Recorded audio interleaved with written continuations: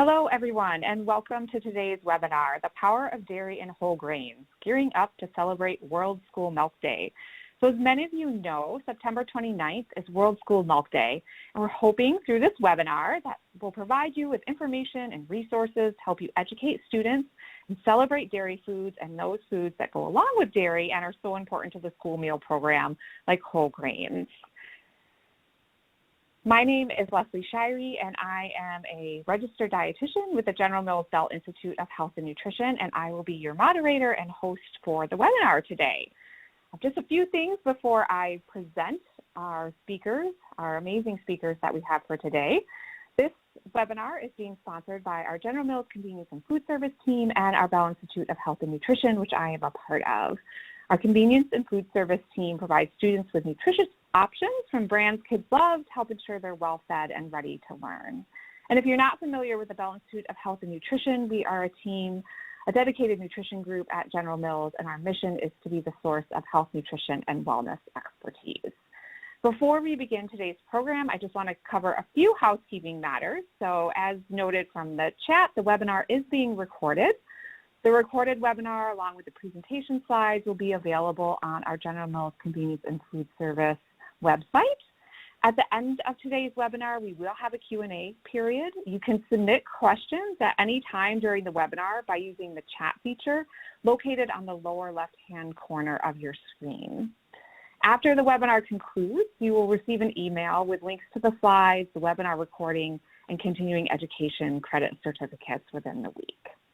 So with that, I am going to introduce our amazing panel of speakers, and we're so fortunate to be able to have some individuals from the National Dairy Council, Katie from the National Dairy Council, Caroline from the Old Ways Whole Grains Council, and then our very own Chef Monica, who's going to give you some menu inspiration and who many of you may know.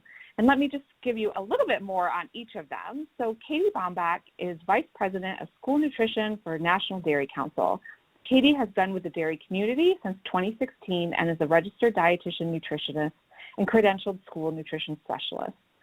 She has worked as an expert in child nutrition programs for over a decade, starting with Chartwell's Thompson Hospitality, servicing over 450 Chicago public schools, followed by Catholic Charities of the Archdiocese of Chicago, coordinating the Child and Adult Care Food Program.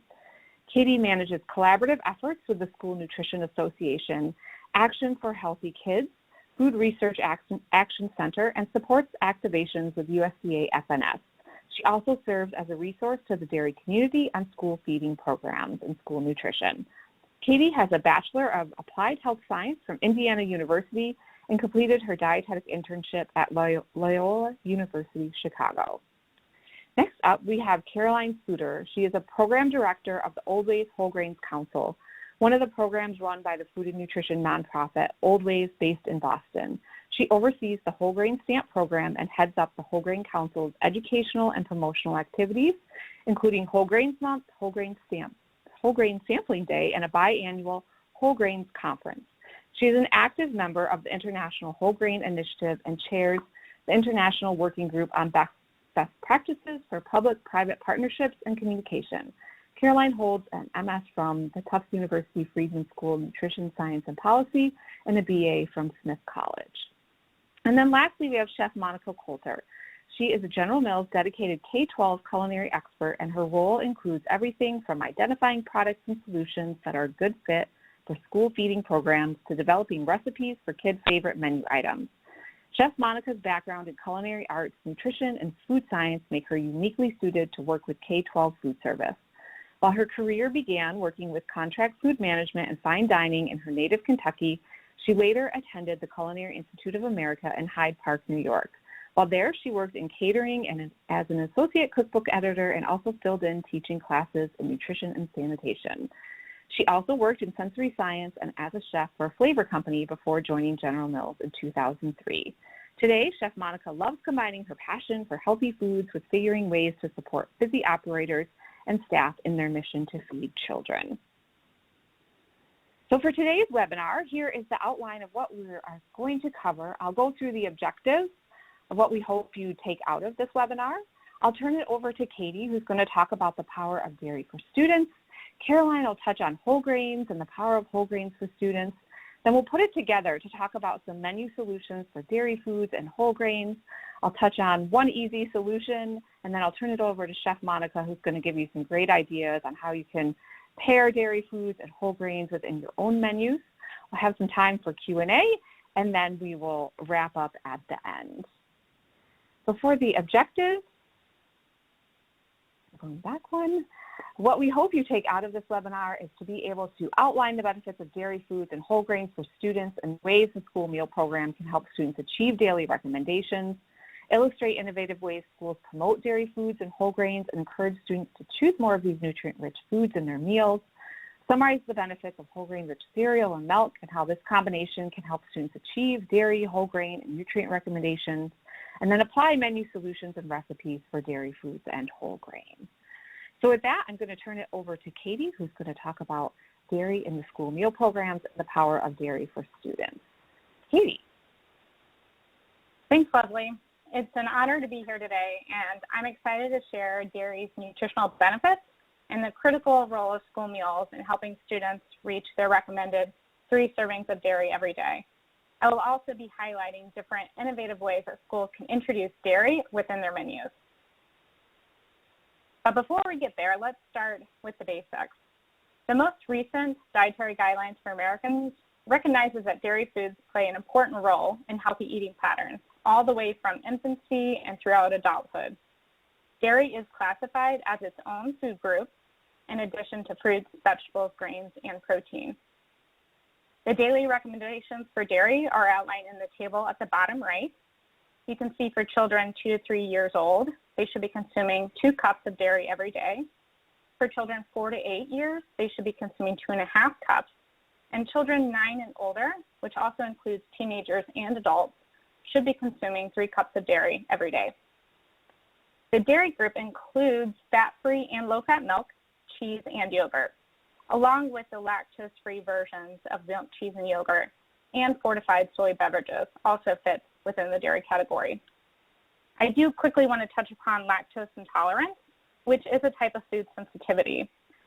People who are lactose intolerant don't have enough lactase or the enzyme that breaks down the natural sugar found in milk. But the good news is most people with lactose intolerance can tolerate varied amounts of lactose. For example, try working small amounts of lactose into meals or choosing foods with minimal amounts or no lactose. For example, lactose-free milk is just real milk, but without the lactose. And also natural cheeses such as cheddar, Colby, Monterey Jack, mozzarella, and Swiss also contain minimal amounts of lactose. And lastly, yogurts, live and active cultures help to digest lactose. And Greek and Icelandic yogurts have even less lactose because of the straining process. But regardless, if a child is experiencing symptoms of lactose intolerance or even a milk allergy for that matter, it is important for them to visit their doctor for additional guidance. So now that we understand the basics of a dairy group, let's look at data around dairy consumption. Unfortunately, as this slide lays out, children and adolescents are not meeting their dairy recommendations. As shown on the graph, the red horizontal lines show the recommended dairy serving consumption by age group, which we reviewed on the previous slide. And the color-coded vertical lines are the consumption by ethnicity. You can see at 2 to 3 years, the aggregate of all children, which is the orange line, meets dairy consumption recommendations, except for non-Hispanic Black children.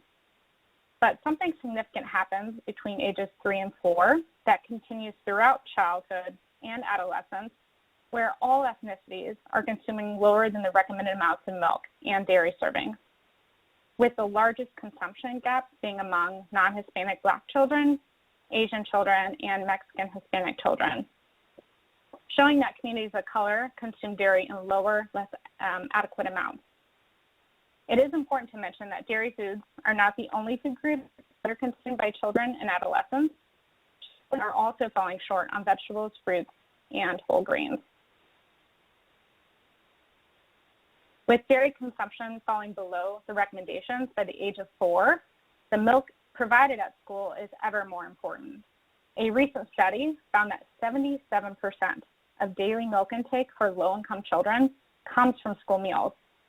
making them a critical pathway to help ensure children consume the important nutrients found in milk products. We know that milk is the #1 food source for 3 out of the 4 nutrients of concern that is outlined within the dietary guidelines. Those nutrients being calcium, vitamin D, and potassium. And also milk contains 13 essential nutrients that help our bodies function properly. The most well-known probably being calcium and vitamin D, which help build and maintain strong bones and teeth. The protein found in milk also helps build and repair muscle tissue. There's also a number of vitamins that help support immune health, such as protein, zinc, selenium, vitamins A and D, which is ever more important given the current environment. Milk also contains a slew of B vitamins, which help your body convert food into fuel, including vitamin B12, riboflavin, pantothenic acid, and niacin. And lastly, a more recently studied nutrient is iodine, which is linked to cognitive function in children. I want to dive a bit deeper into dairy and bone health, as that's an important topic specifically for children. Research clearly indicates that dairy foods are important for building and maintaining healthy bones throughout the lifespan, starting from early childhood to late adulthood. Consuming adequate amounts of dairy foods helps ensure that children and adolescents achieve peak bone mass, which is associated with reduced risk for osteoporosis later in life. And if you're younger, odds are bone diseases like osteoporosis are not yet on your radar.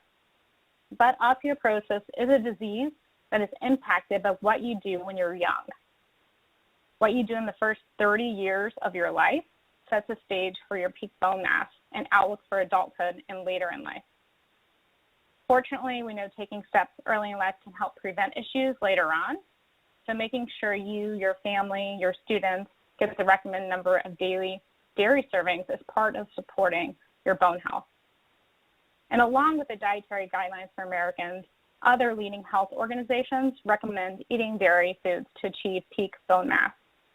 The American Academy of Pediatrics recommends that pediatricians encourage increased dairy or dietary intake of calcium and vitamin D containing foods and beverages, such as dairy products. And the National Institutes of Health stress the importance of calcium for bone development and highlight that consuming the recommended 3 servings of dairy foods per day during childhood and adolescence can help meet calcium recommendations. Taking a step back and looking at the whole meal, which includes milk, we know children can come closer to meeting the dietary recommendations by participating in school meals. The handout on the left was developed in partnership with NDC and the School Nutrition Association and lays out the nutritional quality of school meals. And since 2009, the Healthy Eating Index score, or HEI, of school meals has increased significantly, with a 42% increase at breakfast and a 41% increase at lunch. And for those of you who are not familiar with the HEI score, it measures the diet quality used to assess how well a set of foods align with key recommendations of the dietary guidelines for Americans. And it's based on a scale from 0 to 100. So as you can see, school meals are doing very well. Also, a recent JAMA article found that by 2017-18, foods consumed at school improved significantly and provided the best mean diet quality compared to other major U.S. food sources. And this was without population disparities. And the other food sources that they looked at within this study included grocery stores, restaurants, including fast food and quick serve, entertainment facilities, food trucks, etc. This is all excellent and exciting data and research, and a big thank you to all of our school nutrition professionals for helping children come closer to meeting their dietary and dairy recommendations, which helps support their growth and development. Lastly, the next few slides, I want to highlight a few innovative ways to help increase and incorporate dairy throughout your school menu. So let's start with smoothies and parfaits. So smoothies have been increasing in popularity among students and are definitely on trend. According to the School Nutrition Association's 2018 operations report, smoothies are currently being offered in 39% of school districts surveyed, and this is up from 36% in 2016. We have also observed schools reporting an increase in average daily participation after implementation of smoothies, with some schools reporting up to 57% increase in ADP. This slide does link to a few smoothie resources along with a new, recently released 20-page USDA toolkit titled Offering Smoothies as Part of Reimbursable School Meals. It is a very thorough resource and it's very well done, so I suggest you check it out. And similar to smoothies, we've also observed an increase in participation with the implementation of parfaits, with reported ADP increase of up to 32%. This slide includes some parfait recipes that are both sweet, like the lemon chia blueberry parfait, and savory, like the buffalo chicken parfait and fiesta parfait. Both smoothies and parfaits are great ways to incorporate more dairy and also plant-based foods like whole grains, fruits, and vegetables into children's diets. The Dairy Plus plants not only make up flavorful recipes, but they help increase dairy consumption along with vegetables, fruits, and whole grains, which, as mentioned earlier, is underconsumed by this age group.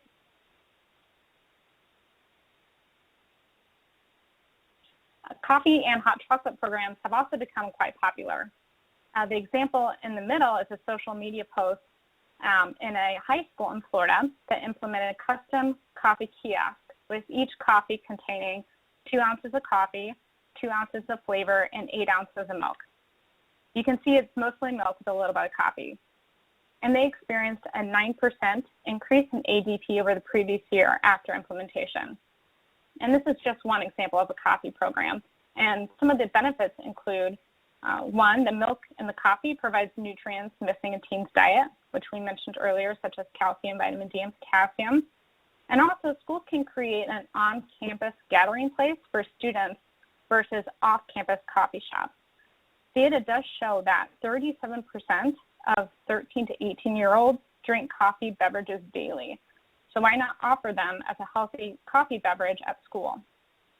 One thing that is important to note is that coffee programs are specific to high schools, as beverages with caffeine are not allowable in elementary and middle schools.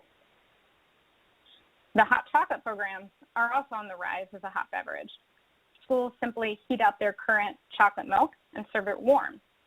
Some schools do purchase chocolate milk in gallons versus a carton for ease of service. And looking at some of the benefits here is hot chocolate milk can be part of a fully reimbursable meal, or it can be sold a la carte. And then offering hot chocolate adds a warm element to school meals. For example, if you're serving a cold breakfast, a hot chocolate milk is always a good option. And then lastly, the chocolate milk delivers the same 13 essential nutrients as white milk, and kids love it. And lastly, I want to touch on milk dispenser. They're another great option that schools are currently exploring. In Oregon, on the right, a school district placed a milk dispenser in their program and found it helped increase student milk consumption while also reducing milk and container waste. Similarly, a district in Virginia on the left saw more students taking and drinking milk and decreased their packaging waste by 91%. Some reported benefits of milk dispensers include students reporting they like the taste better, it's colder, it's fresher. Students enjoy the self-service experience. Some schools have reported space and energy savings. We've seen an increase in milk consumption and a decrease in package waste, and also a cost savings with fewer dumpster pickups. I do want to call out that National Dairy Council is currently piloting milk dispensers across the country to build some case studies and best practices that can be shared more broadly once completed. So be on the lookout for additional details to come there. And that's a wrap up for my portion. If you have any questions, you can submit them via the webinar platform, and we can address them during the Q&A at the end. I'm now going to turn it over to Caroline. Thanks so much for all that wonderful information, Katie. I'm Caroline Slider. I'm the Program Director of the Old Ways Whole Grains Council, and I'm so honored and excited to be here today to talk about whole grains with all of you. The Old Ways Whole Grains Council is part of a nonprofit nutrition education organization. We help consumers find whole grains and understand their benefits. We help manufacturers and restaurants create more and better whole grain foods, and we help the media to write accurate and compelling stories about whole grains. As many of you already know, a whole grain contains all three edible parts of the grain kernel, the bran, the germ, and the endosperm, in their original proportions. The bran is where you find much of the fiber, along with B vitamins and essential nutrients. The germ contains the healthy fats and vitamin E, and the endosperm is the starchy center part of the grain. When you refine grains, you're removing one or more parts of the kernel, often the bran and the germ, and taking with it much of the nutritional content as well as the flavor of the grain. Whole grain consumption is linked with a wide range of benefits for children.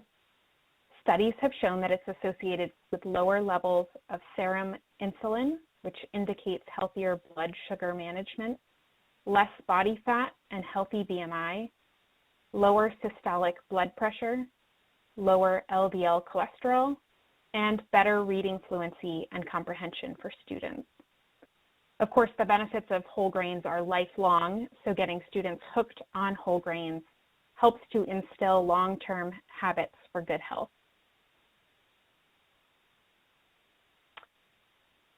We adults often overestimate how picky children are about their food, and sometimes our own pickiness and assumptions can get in the way of children's opportunities to try new things.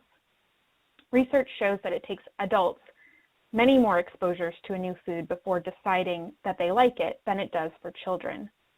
On average, preschoolers need 5 to 10 exposures, and school-aged kids need 10 to 15 exposures before accepting a new food.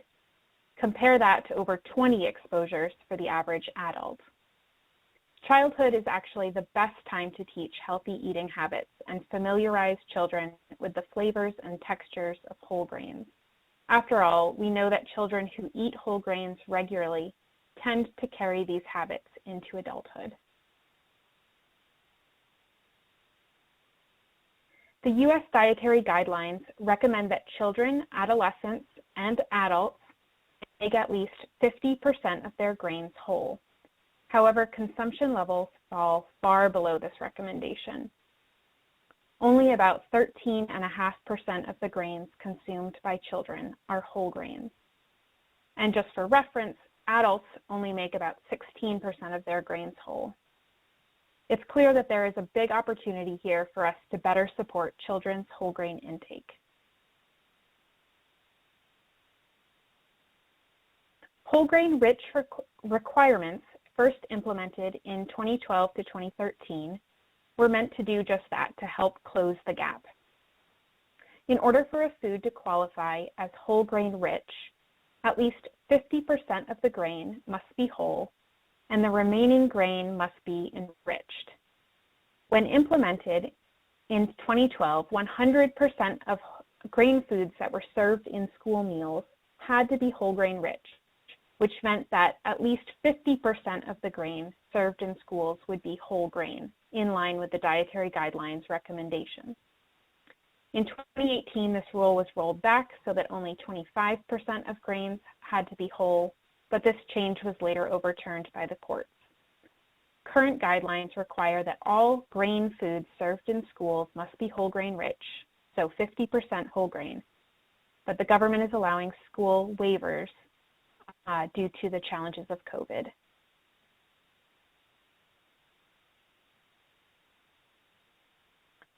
In 2016, researchers found that despite some initial resistance to the new, healthier school meals, 70% of schools agreed that students liked the new lunches. You may have heard the myth that kids are throwing more of their healthy lunches away, but plate waste research tells a different story. On this slide, I have data from 2 different studies, and in each, the authors found that children were actually eating 39% more of their vegetables and 18 to 22% more of their entrees, which of course contain vegetables and often whole grains. The authors of one study remarked, overall, the new requirements have led to improvements in students' diets and have not resulted in increased food waste. The other study found that the revised meal standards and policies appear to have significantly lowered plate waste in school cafeterias. There is new research in the last year showing the impact that the changes in school lunch have made on student health. The changes in meal requirements have raised the diet quality of children across socioeconomic groups. And for children living in poverty, the risk of obesity declined substantially each year after the new meal requirements went into effect. In fact, there was a 47% reduction in obesity prevalence in 2018 from what would have been expected without the legislation. That's truly an astonishing change for the better and a clear reminder of what's at stake for children. It's so important that we advocate for high-quality meals and nutrition for students so that we are giving them the best possible start in life.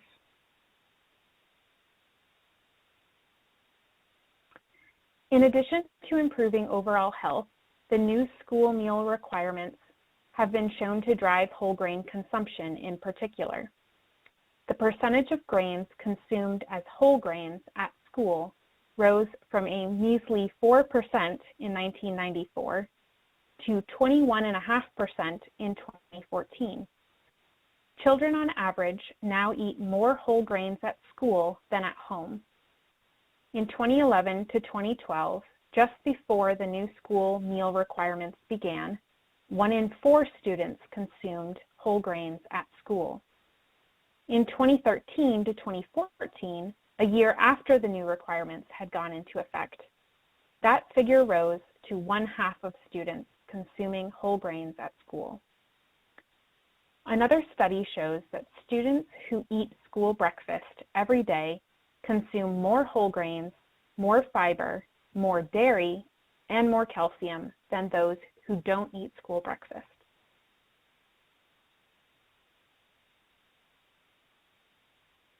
We've spoken with food service directors all over the country trying to pick up best practices and shine a spotlight on those success stories. At first, when we started those conversations, we would say things like, we know that kids are a little pickier than adults, so if we can figure out how to get kids to enjoy whole grains, that could really help to inform best practices.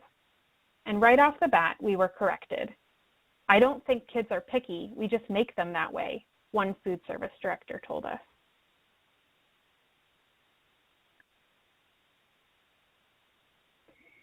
This is another quote that I loved from a food service director who spoke at one of our previous conferences.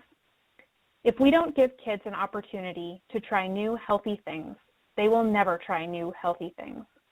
If you don't give them a chance to experience that, then that's a fault on us. It's not a fault on the kids because we never gave them the benefit of the doubt. We never gave them a chance to try something new. We are deciding for them that it's too difficult. We are deciding for them that they won't like it. Give them a chance. You will see the changes in the students. This comes back to the idea of allowing children multiple exposures to new foods so that they have an opportunity to learn to love new foods like whole grains. We know it is easier for younger taste buds to adapt more quickly, and we should be taking full advantage of that so that we are setting children up to form lasting, healthy eating habits.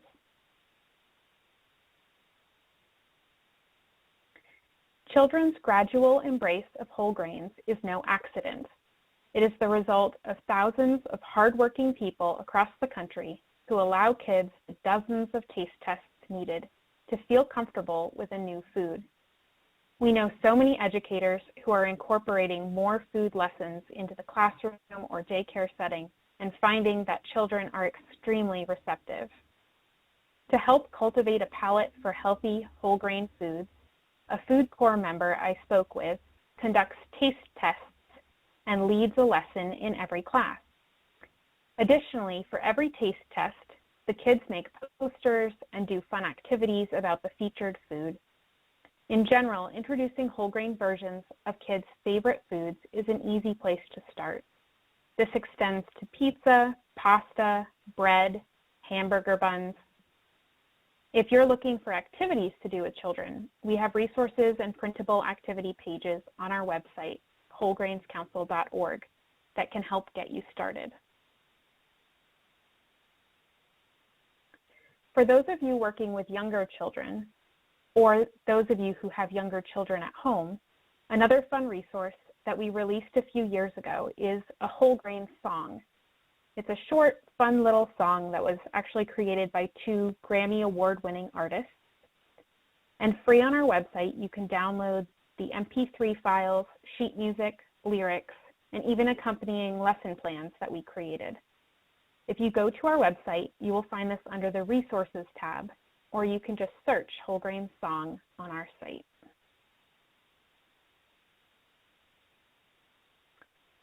Of course, your best tool for understanding the guidelines for whole grain rich is the USDA's Whole Grain Resource. This document delves into ounce equivalents, non-creditable grains, and all sorts of other whole grain topics that I don't have time to delve into today. If you just Google USDA Whole Grain Resource, this PDF should be the first thing to come up. The Whole Grains Council website is also a great resource. In addition to the handouts and activity pages I already mentioned, we have compiled collections of food service recipes that can be used by schools that are looking for some whole grain inspiration. The recipes are tried and true, kid-approved dishes contributed by school food service providers across the country who have been finding creative ways to expand whole grain offerings available to children.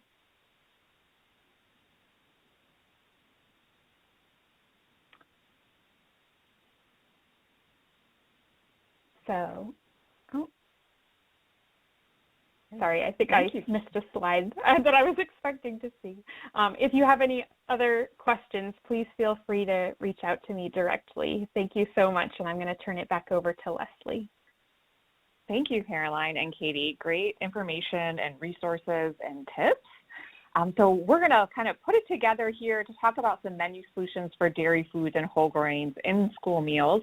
Before I turn it over and we hear from Chef Monica on some great ideas for your menus, I did want to touch on briefly, an easy win and way to get in that dairy as well as the whole grains is through that combination of cereal and milk. So one of the things we do within the Bell Institute of Health and Nutrition is to look at the National Health and Nutrition Examination Survey to understand how some of those foods that we're putting into the market contribute to health and nutrition of our consumers and of students across all different age groups. And so this is some data from the most recent NHANES release looking at how cereal can help to promote milk consumption.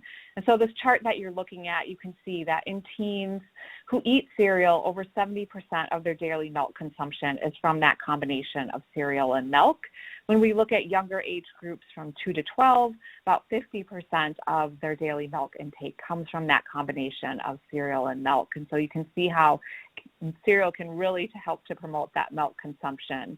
And at the bottom there, you can see that cereal eaters consume more dairy than non-eaters. So if you look at both the children and the teens, for a cereal eater, they're getting more of those servings of dairy in a day compared to children and teens who are not including cereal within their day. So obviously an easy win to get that dairy in. It's also a great way to get whole grain in, as you can imagine. So cereal is a top source of whole grains for teens, for children. In fact, for children 2 to 12 years, when you look at the total day, it is the #1 source of whole grains within their diet. If you look at the charts below, you can see on the left-hand side, a percent contribution of cereal to whole grain intake for the total day. So looking at teens, that dark blue bar, 58% of their whole grain for the day is coming from cereal. For kids 2 to 12, that's 43% of their whole grain for the day is coming from cereal. On the other chart there on the right-hand side, it's really looking at that percent difference in whole grain intake between a cereal eater and a non-eater. So for example, a teen who eats cereal gets 86% more whole grains within their day compared to a teen who is not including cereal within their diet, so can make a big contribution when it comes to whole grain intake. Although, as maybe Caroline had noted, we all continue to fall short on our whole grain intake as well as that dairy intake. And another thing, tying back, Katie really talking about bone health and the importance of calcium and vitamin D for bone health. Cereal plus milk can improve that calcium and vitamin D intake in kids, and we know they're oftentimes falling short, both kids and teens. So in kids age 2 to 17, that combination of cereal and milk contributes 27% of daily calcium intake and over 50% of their daily vitamin D intake. So it can be a great way to get in those key nutrients that are so important to bone health.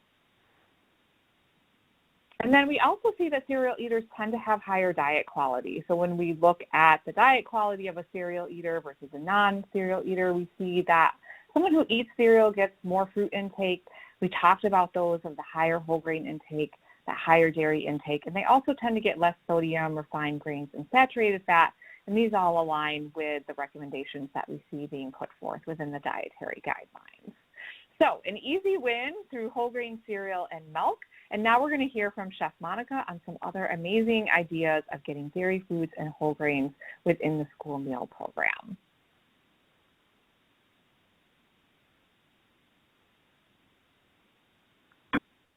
Hello, I'm Chef Monica, the General Mills corporate chef dedicated to K-12. I'll be sharing some ideas to help you encourage your students toward consuming and enjoying 3 servings of dairy every day, and to boost the amount of whole grains in their diets. These ideas team dairy foods together with whole grains to create appealing recipes and novel menu pairing suggestions. I'm sharing 2 simple speed scratch ideas that only require stirring a few simple ingredients together before baking. These speed scratch recipes are intended to help you reduce waste. Even with the best planning, sometimes you have leftovers. This pudding base works with leftover biscuits or other breads and cooked grains.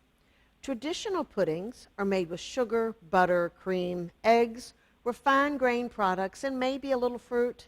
They are delicious, but couldn't exactly meet school regulations. I've played around in the kitchen and discovered a way to make delicious grain puddings using a base of low-fat yogurt, unsweetened applesauce, dried fruit, and eggs. The fruit adds all the sweetness. No need to use any additional sugar. These healthier versions provide 1 meat alternate, 1 ounce equivalent grain, half a cup of fruit per serving. Here are the ingredients for 16 portions of biscuit pudding. Use 2 ounce equivalent grain, whole grain rich biscuits. Tear or chop 8 leftover biscuits into half-inch pieces and set aside. Next, mix 64 ounce bag of Vanilla Parfait Pro with 16 ounces of eggs, about 8 fresh ones, 4 cups of unsweetened USDA applesauce, and 2 cups of raisins. I like to add about 2 tablespoons of cinnamon or a spice blend like pumpkin or apple pie. Fold the biscuit pieces into the yogurt spice mixture, then combine and pour into a greased full steam table pan. Bake at about 325 for an hour until the center is set and a silver knife inserted into the center comes out clean. For a rice or grain pudding, the base pudding ingredients and method are the exact same, except I replaced the 8 biscuits with 8 cups of cooked grain. Remember, for crediting cooked grains, refer to Group H in Exhibit A. The portion size for 1 ounce equivalent grain of cooked grains is a half a cup, so the 8 cups in this recipe equal 16 servings. I'm sure you've noticed that this is not an ordinary brown rice. My colleagues at InHarvest were kind enough to send me their Sunrise blend, which contains a variety of grains and seeds. This blend contains an ancient wheat grain that can be traced back to Egypt, a red rice, quinoa, buckwheat, and even flaxseed. Preparing a grain pudding with this product provides an educational opportunity on grains, as well as a delightful breakfast or side item. Either of these grain and yogurt puddings can be served warm directly from your serving line. Another option is to pre-portion them, add a fruit garnish, and serve chilled. Overnight oats or an easily assembled speed scratch recipe that require no baking, just chilling. I call this recipe the daily special because you can vary it by changing the fruit.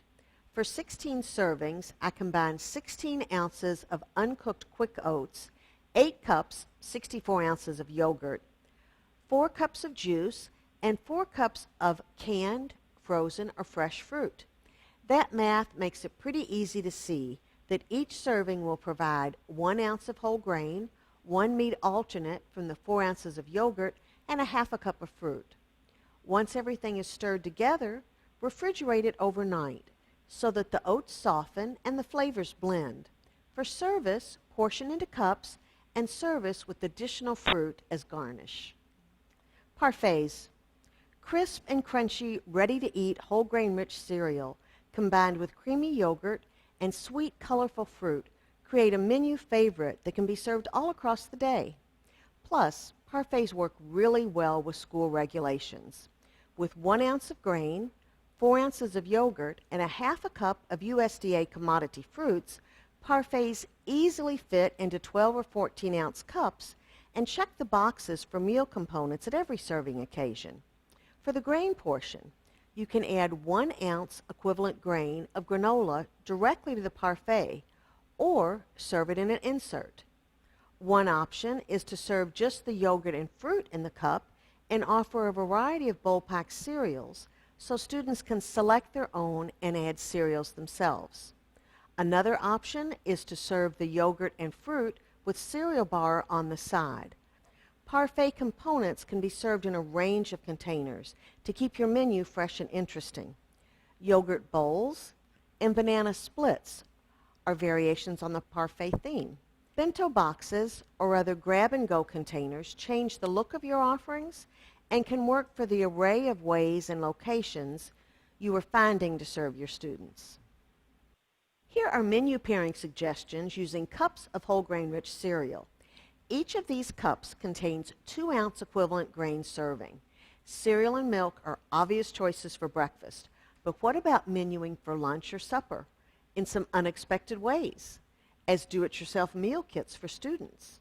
Maybe the best part of this concept is that while you do the assembly of the individually wrapped items, the students do the final prep work for themselves, and they think of it as having fun.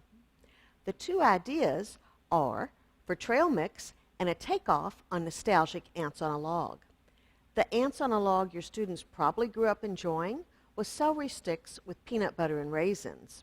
For this version of an ants on a log meal kit, assemble individually wrapped packages of nut or soy butter, raisins, sunflower seeds, and a cup cereal such as Cinnamon Toast Crunch or Blueberry Chex.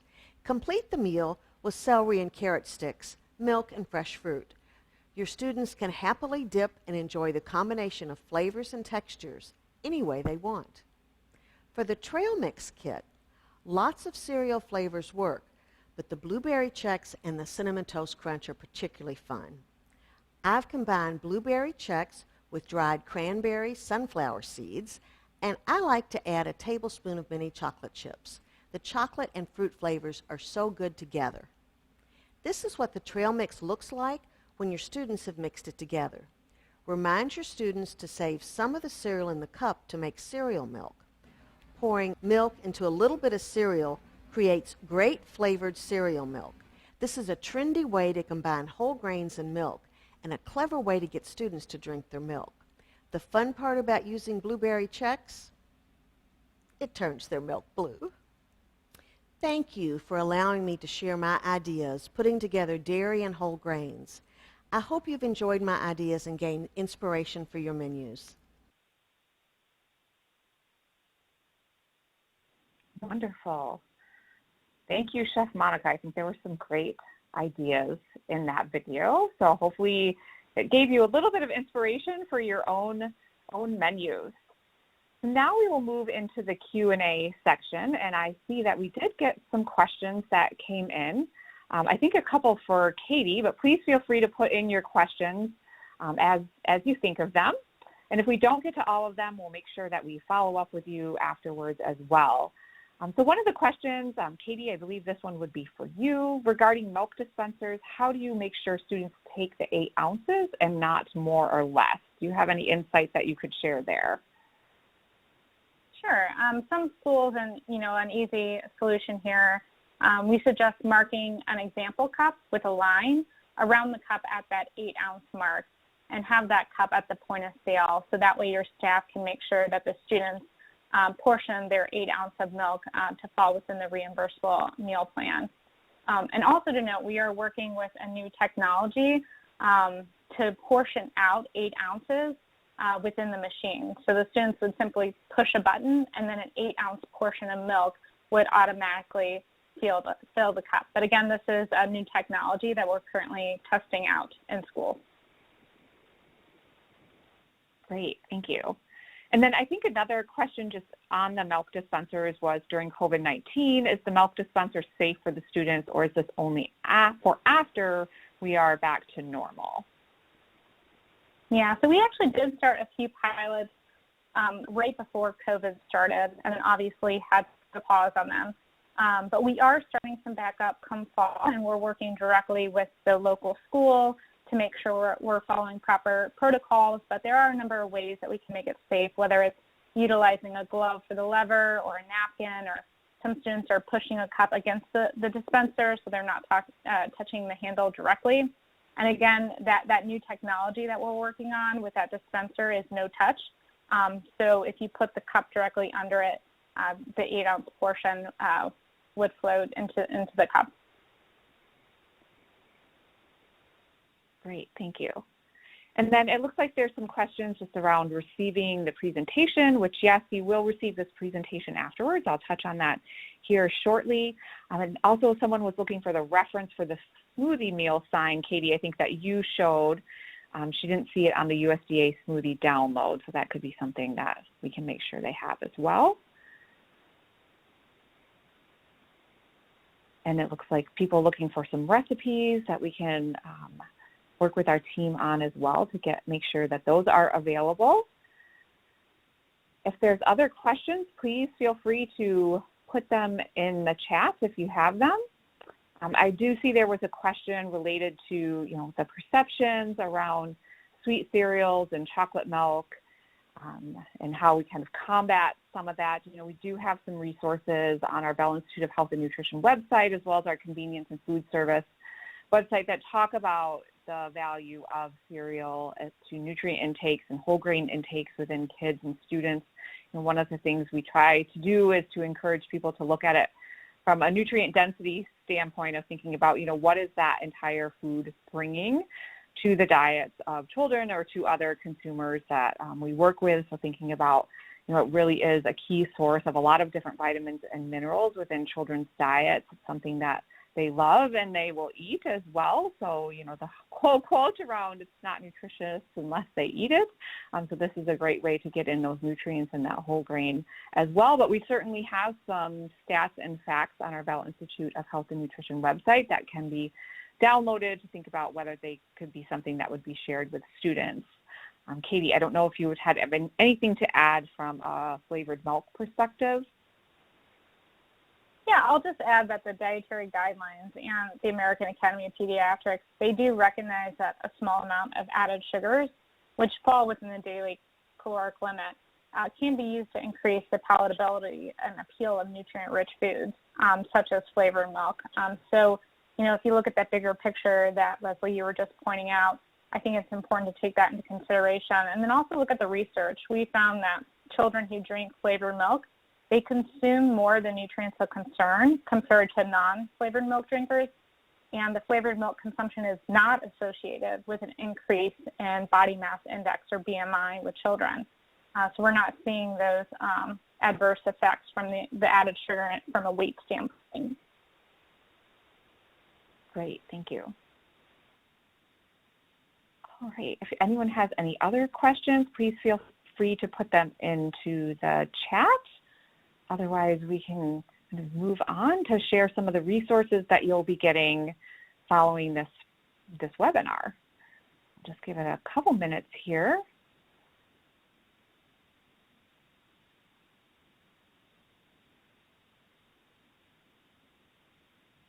Great. Just to move on, so stay tuned. So thank you all for joining the webinar, but stay tuned. You'll receive a post-webinar email that will have the presentation slides, a link to the webinar recording, the continuing education certificates, and links to some free Cereal Milk 21 tools to support a World School Milk Day celebration on September 29th. And then tell others. So we'll be offering a replay of the recorded webinar with live Q&A on Thursday, August 19th at 11 a.m. Central. So if you are able to share this with your friends and they need continuing education, please do tell them about that opportunity. And then I'm just going to do a quick video from Chef Monica, who's going to talk about some of the great resources that we have available to celebrate World School Milk Day on September 29th. So we'll hear from her directly. From boutique dessert shops to large restaurant chains, cereal milk flavored drinks, ice cream, and more are all the rage. This cereal sensation is the kind of fun food experience that your students seek out, and it's one you can bring to your cafeteria. World School Milk Day is September 29th, 2021. Serve milk with 2-ounce equivalent grain cups to create delicious blueberry checks and Cinnamon Toast Crunch cereal milk. We have resources you can use to bring a hashtag cereal milk celebration to your school for World School Milk Day. Get everything you need to know, including ready-to-post social media captions and images, in the generalmillscf.com/cereal milk. World School Milk and Cereal Day. What a wonderful way to celebrate milk and whole grains. Awesome. I love that. Chef Monica always brings the fun. Okay, so she mentioned a number of different resources that we have available on our General Mills Convenience and Food Service website. You can see the link is down below, and again, you will be receiving these slides, and so you can get posters, promotional materials, activity sheets, a TikTok dance duet video, Snapchat filter, Team Cereal Milk activities and posters, and more. So please feel free to visit that to download some of these free resources that are available for you and celebrate this wonderful day of World School Milk Day. And then lastly, we just invite you to stay connected with any of us. So our General Mills Convenience and Food Service team, our General Mills Bell Institute of Health and Nutrition, which I am a part of, the National Dairy Council, and the Whole Grain Council. So there's a lot of different resources and tools that can be found across all these different websites, as well as you can stay connected with us on Facebook, Instagram, Twitter, LinkedIn, and beyond. And so with that, that concludes today's webinar. You may now disconnect. Thank you for joining.